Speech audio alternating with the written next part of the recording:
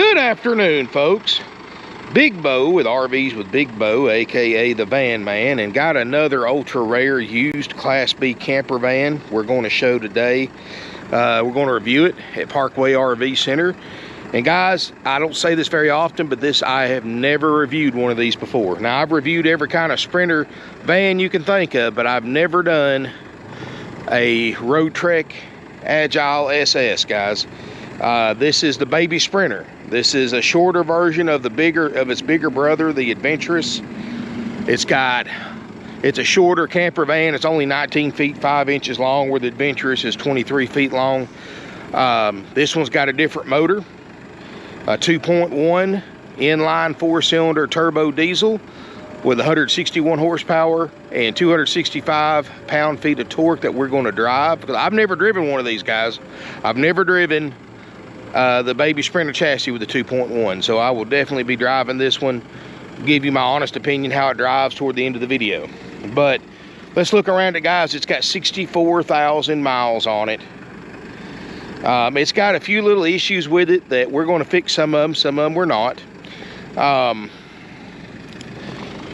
You know, first of all, it's got a little crease in the hood, and this is because somebody at some time in the past 8 years opened this hood up, and these hoods lock in place. They don't have a traditional support rod like Ford or Chevrolet hoods have, and they tried to bend it down without unlocking the release on the hinge and put a little crease in it. I've got a PDR guy that's going to look at it, a paintless dent removal guy, and if he can do something with it, make it look a little better, he will. But if he can't, I'm selling it like that. And guys, the reason why I'm doing that, I'm trying to keep this price at $79.9. Look online at a Mercedes. You can't buy a new Mercedes-Benz right now. They're 2-year waiting period for any Class B camper van with a Mercedes chassis, because Mercedes can't get the chips to build the Sprinter chassis. In fact, I was just reading where Airstream's about to go away from the Sprinter chassis for their Class B vans and go to Transits and ProMasters. But guys, this is a Mercedes. It's got 64,520 miles on it. It's got a 2.5 kW propane generator. It's got an inverter. It's got the optional 300 watt factory installed solar kit with charge controller. On the roof, it's got roof air. It's just a short van, guys. It's under 19.5 feet long. The other thing that we are going to fix on it, and then that's going to cost us about $1,000, is we are going to recover the front seats. Somebody has let the front seats go to Hades, and they've got some covers on it, but we're actually going to take these out, take them to the upholstery shop, take about 2 or 3 weeks, get those back, and have the seats repaired. We are going to do that, and that's about $1,000. Guys, NADA retail on this thing, which I'll show you when we go inside, with no added options, average retail is $97,000. Low retail is $80,500. So I'm selling it under low retail. Right now, guys, you get on RV Trader right now and look up 2014 Road Trek Agile SS. Let me know what you see. You're going to see 13 models with 25,000 more miles than mine for $10,000 more. You're going to see other 14s for $90,000, $89,000, $90,000, $100,000. This is the lowest priced 2014 Agile SS on there with under 100,000 miles. 64,500 miles. And I'm going to point out one thing, guys, because y'all know I tell it like it is. If I see things wrong with it, I point it out. And this is just typical Mercedes, guys. Y'all have to realize German engineering, because sometimes it means over engineering. And you know, check engine lights are very common on these. It does have a supplemental restraint light on, and this thing has a spotless Carfax. It has never been in an accident, no paint work on it, never had any, doesn't need any, but it does have a supplemental restraint. More than likely it's a bad sensor. Right now, guys, I've only got $400 to budget toward that repair, so I can do one of two things. If you buy it and you want to leave it here with us in about 5 or 6 weeks, when one of the truck places around here have an opening, because we've got appointments with all of them, then we'll take this to them and put that $400 toward the repair. If it covers it, it covers it. If it doesn't, you'll have to pay the difference. You know, it may be something simple they can fix for $300 or $400. If it is, it's on us. If it's more than that, it's on you, or we'll give you $400 back. You can take, and I mean, it's been on for 2 years. The guy we got this from, that light was on when he bought it 2 or 3 years ago. It's still on there. So, and it doesn't bother him. It didn't bother us when we drove it up from Florida, but it's there. So, you know, if you want to get that fixed, entirely up to you. You may want to drive it like it is and keep the $400. All right, that's buyer's choice. Like I said, I've got the lowest priced one in the country, so obviously don't have much of a markup in this. But besides those few little things, everything else is pretty good except one little thing on the inside, and I'll show you. It's got Michelin tires all the way around. They're less than 2 years old. They've got probably 90% tread left, if I had to guess. Of course, guys, this is a Mercedes-Benz Sprinter chassis. You've got anti-roll technology. You've got Bliss, which is blind spot sensors, so you don't come over on somebody, built into your mirrors. You've got independent front suspension. And guys, here's the thing. The highest fuel mileage of any Class B camper van that I know of is right here. Multiple sources online quote people getting 25 miles a gallon in a Agile with that 2.1 liter very quiet diesel. I've got it running right now in case y'all didn't notice. So, and it's a baby Sprinter, so it's only 6 feet 8 inches wide total. It's less than 10 feet tall total. Got a 6'3" interior height.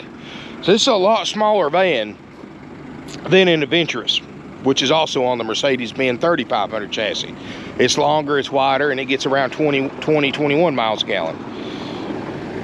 So you get better mileage, and as far as the power, I'm gonna drive it. I'll give you my honest opinion. I think it's gonna be fine because I can't imagine a company like Mercedes-Benz putting an underpowered motor in one of their vehicles. I just don't see it happening. So, but we'll drive it, and I'll give you my honest opinion how it drives, because it is a smaller, lighter van than most of the Sprinters. So I think that even with the smaller horsepower and lesser torque, it's still going to take you down the road as fast as you want to go. It's got a 7-speed transmission, and that turbo is a dual stage turbo, so less turbo lag when you have 2 stages versus a single stage. All right, guys, we step inside. It does have a backup camera. It works great. Dash air is cool. We may have to add a can of Freon to it. It works, you can tell, but it's not ice cold. And generator does work, but it ran out of propane, so I got to get some propane in it. We do guarantee the refrigerator, we guarantee the generator, we guarantee the roof air to function like it should. We're going to repair these. We're going to recover these seats in the front. So that's what we're going to do for the $79.9 price. And of course, you can inspect it any other way you want and to see what works and what doesn't before deciding to take it.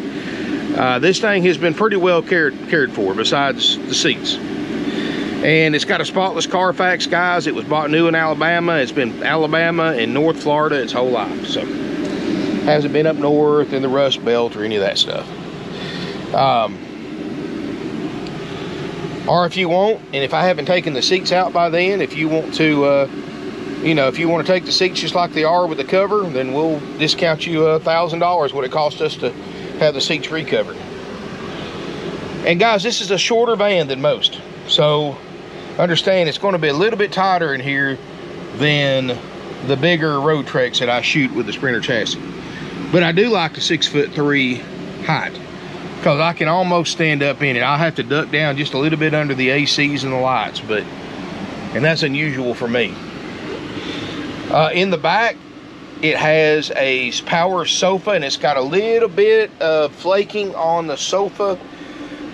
And I'm just pointing this stuff out to you guys because this is an 8-year-old camper van. It's not new, but I mean, when you're buying something for $17,000 under retail, it's hard to complain about that.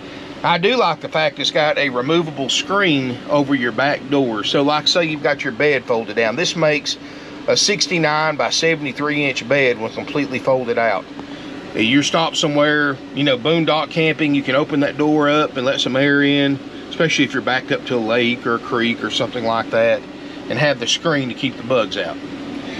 Plenty of fluorescent lighting. It's got a 22-inch TV, DVD player.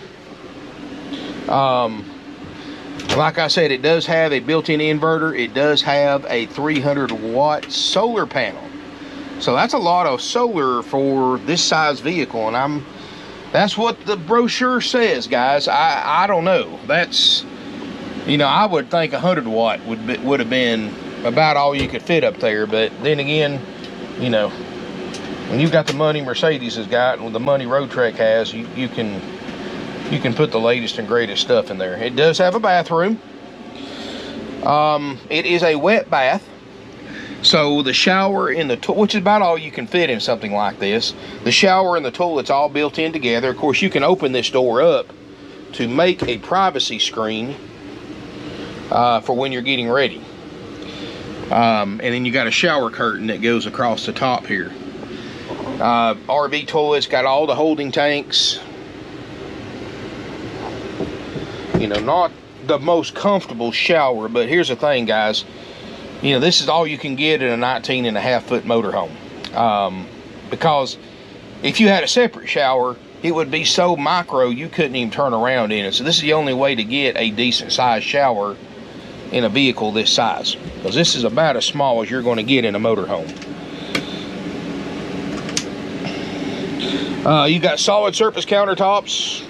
2-burner stovetop with the cover so you can expand your counter space. Little sink right here. This is the NADA. I went ahead and printed it out, so I'll show you what kind of deal I got. And if you don't believe me, guys, you can look it up yourself, or you can go on RV Trader and see what they're bringing. No added options, nothing. $97,000. I'm really, even with the issues with it, I'm really underselling it. But guys, we're Parkway RV Center. You know, we've been in business 53 years. We have a reputation that is known for selling the lowest prices on used RVs in the country, or some of the lowest prices. This is just another of the many numerous examples I've done over the years on video to prove that reputation is true. And you know, I'm selling it for under low retail at a time when used Mercedes vans of any year model for under $100,000 is almost impossible to find.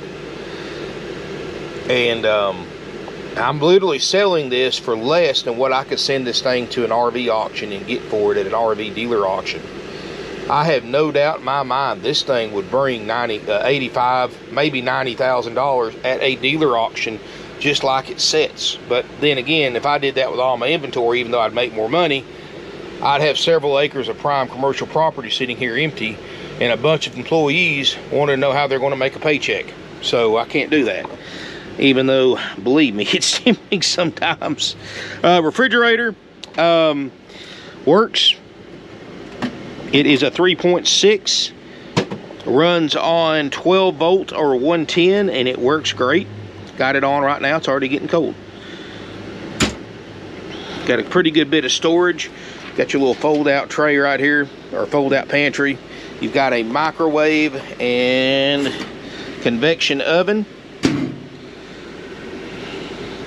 I mean, they waste no space in these guys. This right here, when you fold your front seats around, because they do swivel around, this makes a little table or desk that you can use, because the front seats do swivel on all Road Treks. Overhead storage. Got the push button lock-in latches like an Airstream has, or my Dynamax has these too. There is your,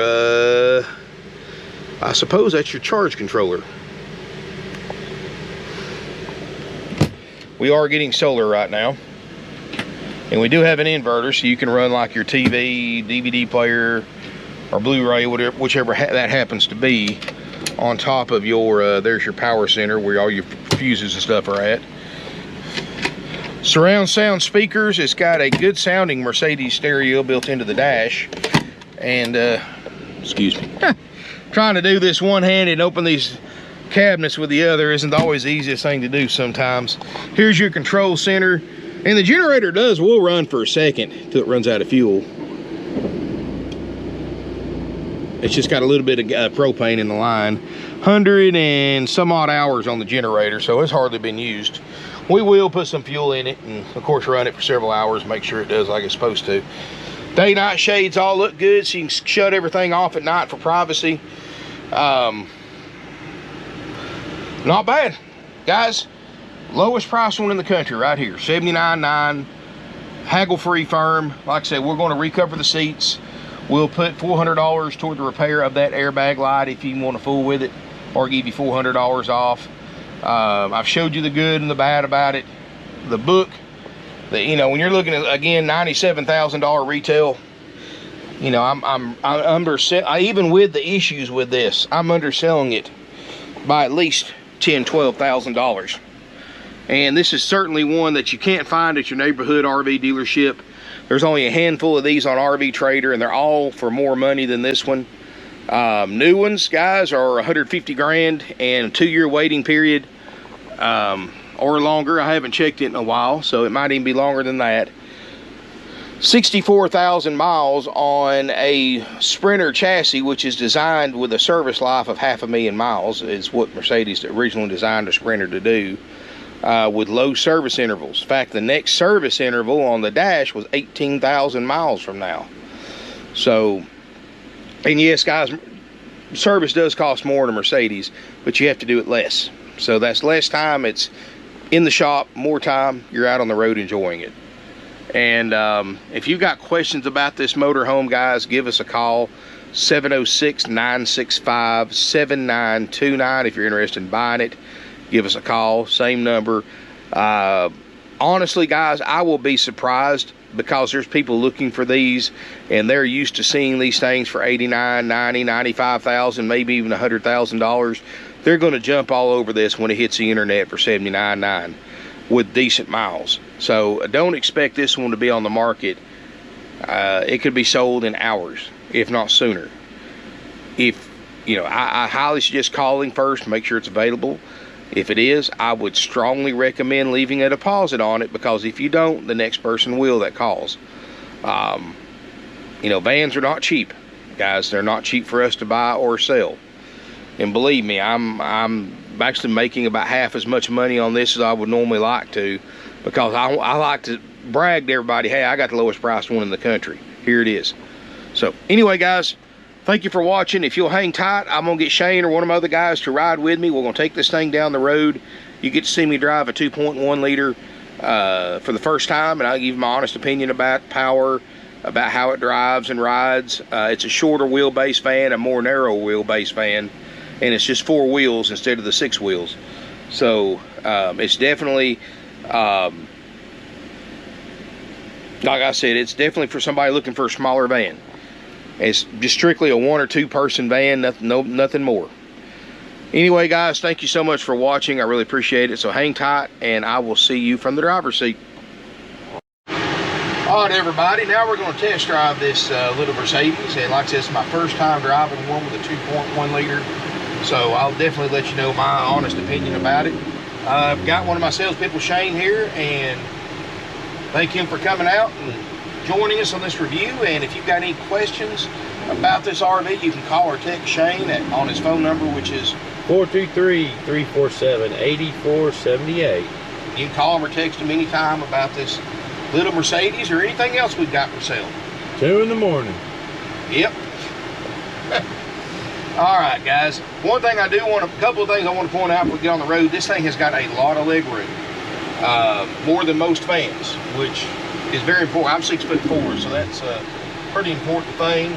Another thing I want to point out, thanks to this short wheelbase, this van has got an incredible turning radius. Very, very sharp. So making tight turns in parking lots a lot easier than this and its bigger cousin, the 3500 Sprinter chassis. Well, just from going from here to the red light, it actually felt more like a regular car than it does an RV. But we get to take it out from a dead stop going up this hill right here. So this will be a true test. It's only 161 horsepower, but this is a lot lighter, smaller van too. So I look for it to do very well. and we will definitely know here as soon as this light turns green. Great visibility. It does have the blind spot sensors in the mirrors.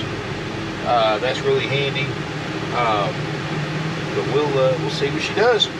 Oh, I forgot to mention, it does have a 5,000 pound tow capacity too, which surprised me with a 4-cylinder diesel, but I'm not going to argue with factory specs.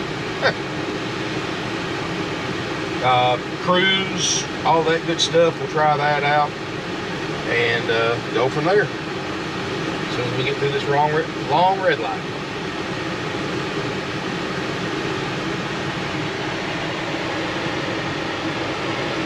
Heck, I don't really feel that much bigger than everybody else on the road in this thing. Let's see here. Got great low end torque when you first get on it. I can feel that dual stage turbo right when you first take off, and then at the higher RPM it kicks in a little bit. Oh yeah. I mean, I'm keeping up with that minivan in front of me, and I don't even have it to the floor. We're at 50 miles an hour right now, not even halfway up the hill. I don't think power is going to be an issue with this smaller motor. Mercedes can build an incredible riding and driving chassis like they did in these Sprinters. That to me, that is unreal. To have that kind of power in this small of an engine. I mean, I'm running 60 miles an hour and not even doing 2,000 RPM thanks to the 7-speed transmission. And I am going to take it on the interstate and see how it does on the on-ramp, which I don't think will be an issue.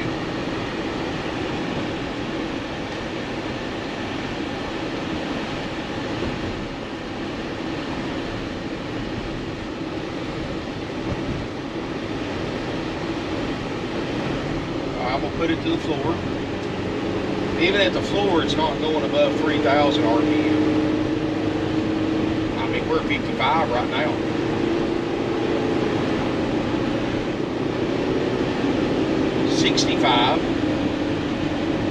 Guys, I got on the interstate at 70 miles an hour on an uphill entrance ramp. I'm impressed. I really am. Let's see if we can figure this cruise control on. Cruise control works. Smooth, guys. I've got it on 70. Man, this is quiet and smooth. Tires feel good. I will tell you, when you drive this thing, you'll love it. I mean, this, don't let that, it's got the lane assist too. In other words, if you start getting too close to the edge, it lets you know. A lot of technology in these little vans. But anyway, guys, if you got any questions at all, give Shane a call or a text at 423-347-8478. Make sure you smash me a thumbs up. Make sure you comment, share on social media. Stay tuned for some more videos and come out and visit with us. And thank you again, and look forward to seeing you here in beautiful Ringgold, Georgia.